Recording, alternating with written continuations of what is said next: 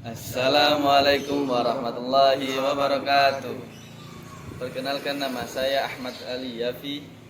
Perkenalkan, nama saya M. Najib Zakaria. Perkenalkan, nama saya Muhammad Iqbal Rizkuwo. Merencanakan pesan-pesan bisnis. Setelah mempelajari bab ini, mahasiswa mampu 1. Mendeskripsikan 3 langkah proses menulis. 2. Menjelaskan alasan pentingnya mendefinisikan tujuan dan membuat daftar untuk menguji tujuan tersebut. 3. Mendeskripsikan pentingnya menganalisis audiens. 4.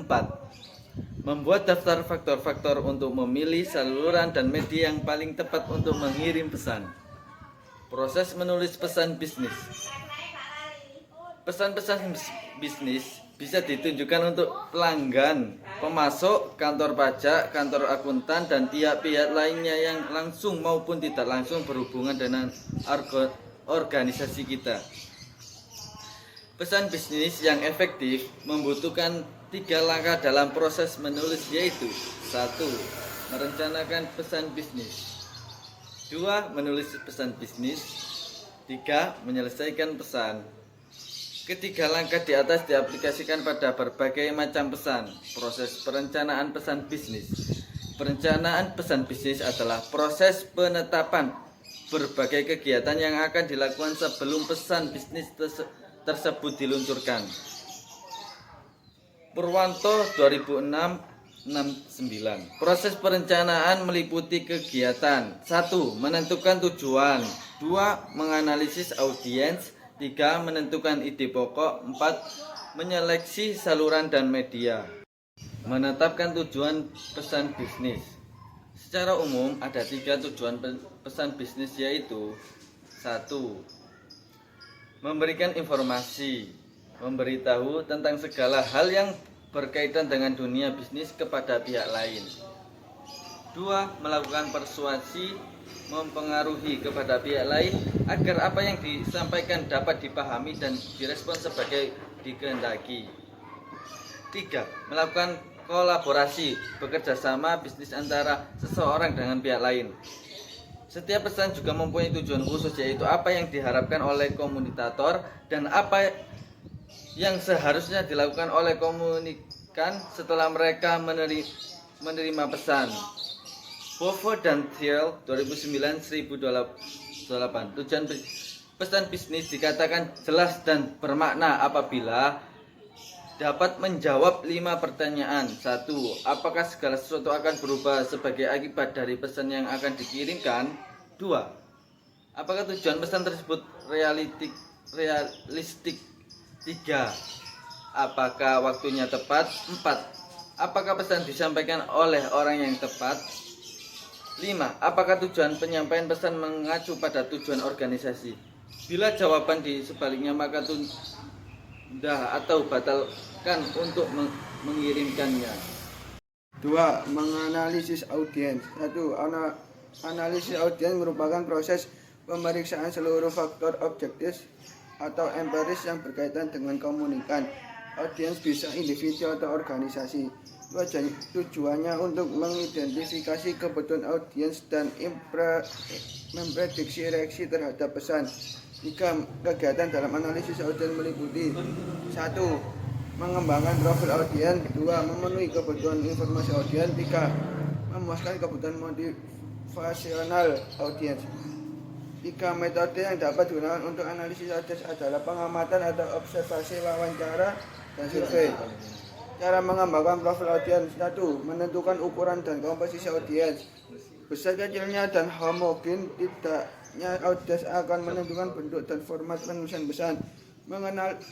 Mengenali audiens utama. Kenali dan pastikan orang yang paling berpengaruh atau bertindak sebagai pengambil keputusan. 3. Menentukan tingkat pemahaman audiens. Memprediksi kemampuan serap audiens. 4. Memperkirakan reaksi audiens. Untuk menghindari kritik dan perdebatan, pesan bisnis perlu dilengkapi argumentasi yang didukung bukti yang memadai dan diakhiri kesimpulan dan rekomendasi. Memenuhi kebutuhan informasi. Ada 5 pedoman agar pesan bisnis mampu memenuhi kebutuhan informasi audiens. Yang pertama, temukan apa yang diinginkan oleh audiens dan segera penuhi. Kedua, antisipasi pertanyaan yang tidak diungkapkan dan informasi pemahaman yang relevan perlu diberikan. Yang ketiga, berikan semua informasi yang diperlukan. Yang keempat, pastikan bahwa informasinya akurat dan dapat dipertanggungjawabkan kebenarannya. Yang kelima, tekankan ide-ide yang paling menarik bagi audiens dan berikan perhatian khusus. Memenuhi kebutuhan motivasional audiens. Pesan yang bertujuan membujuk dan bekerja sama seringkali gagal mengubah keyakinan atau perilaku audiens. Yang kedua, agar kebutuhan motivasional terpenuhi, maka cara yang dapat dilakukan. Yang pertama, memberikan argumentasi yang rasional yang dapat diterima oleh audiens. Imbauan rasional didasarkan pada asumsi bahwa manusia sebagai pribadi nasional selaku mendasarkan setiap tindakannya pada pertimbangannya logika. Yang kedua, menggunakan pendekatan emosional audiens. Imbauan emosional artinya pendekatan komunikasi lebih diarahkan pada sentuhan-sentuhan afeksi seperti bangga, suka, benci, dan lain-lain.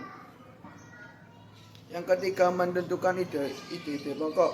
Yang pertama, ide pokok merupakan pernyataan tentang suatu topik yang menjelaskan isi dan tujuan topik tersebut sehingga dapat diterima oleh audiens. Yang kedua, syarat ide pokok yang dibuat untuk perencanaan komunikasi harus ringkas, langsung pada pokok persoalan, dan memperlihatkan hasil yang akan diperoleh bila kegiatan dilakukan.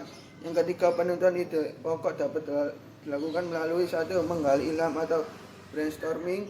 Yang kedua, petunjuk atasan. Yang ketiga, kebiasaan. Ini terutama untuk peristiwa yang terjadi berulang-ulang. 4. Pemilihan saluran dan media. 1.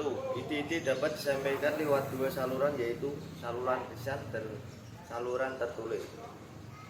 Saluran mana yang digunakan tergantung pada tujuan pesan, waktu, formalitas, dan harapan audiens.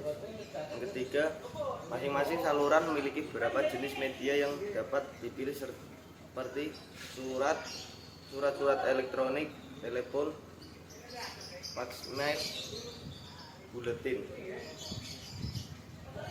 Saluran komunikasi lisan. Komunikasi lisan dapat digunakan apabila 1. Diperlukan umpan balik secara langsung dan dari penerima. Kedua, pesan relatif sederhana dan mudah dimengerti. Yang ketiga, penerima dapat tidak membutuhkan catatan permanen. Yang keempat, penerima dapat dikumpulkan dengan mudah dan ekonomis. Yang keenam, ingin mendorong interaksi untuk pemecahan masalah dan pengembalian keputusan. Kelebihan dan kelemahan komunikasi lisan. Kelebihannya yaitu menyediakan umpan balik dengan segera. Yang kedua, memungkinkan terjadinya kenyamanan berinteraksi. Yang ketiga, meliputi berbagai syarat nonverbal. Yang keempat, memungkinkan mengekspresikan emosi di balik pesan.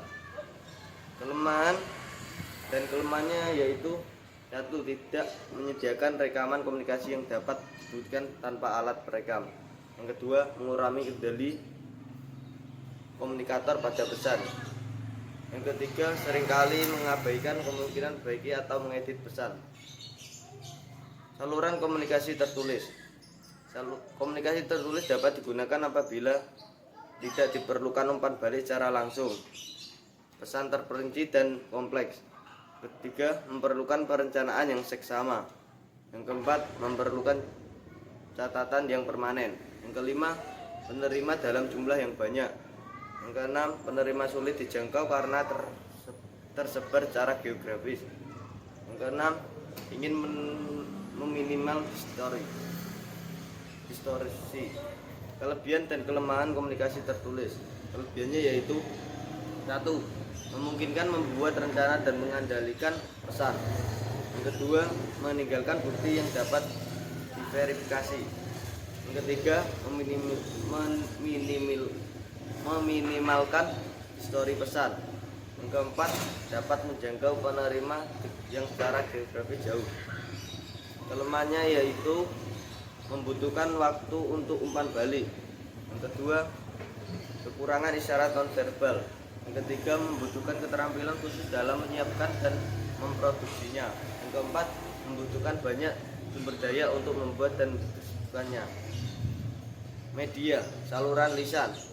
percakapan tatap muka, pidato, rapat, dan lain-lain, telepon, audio, TV, komputer, telekonferensi, video conference, saluran tertulis.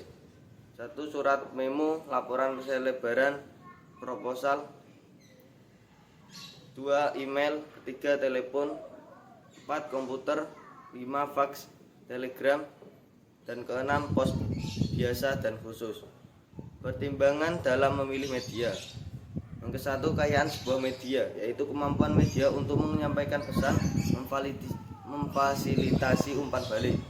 Yang kedua, formalitas sebuah pesan. Dan ketiga, keterbatasan media. Yang keempat, tujuan pengirim. 5. Urgensi dan biaya. Dan keenam, preferensi atau harapan penerima.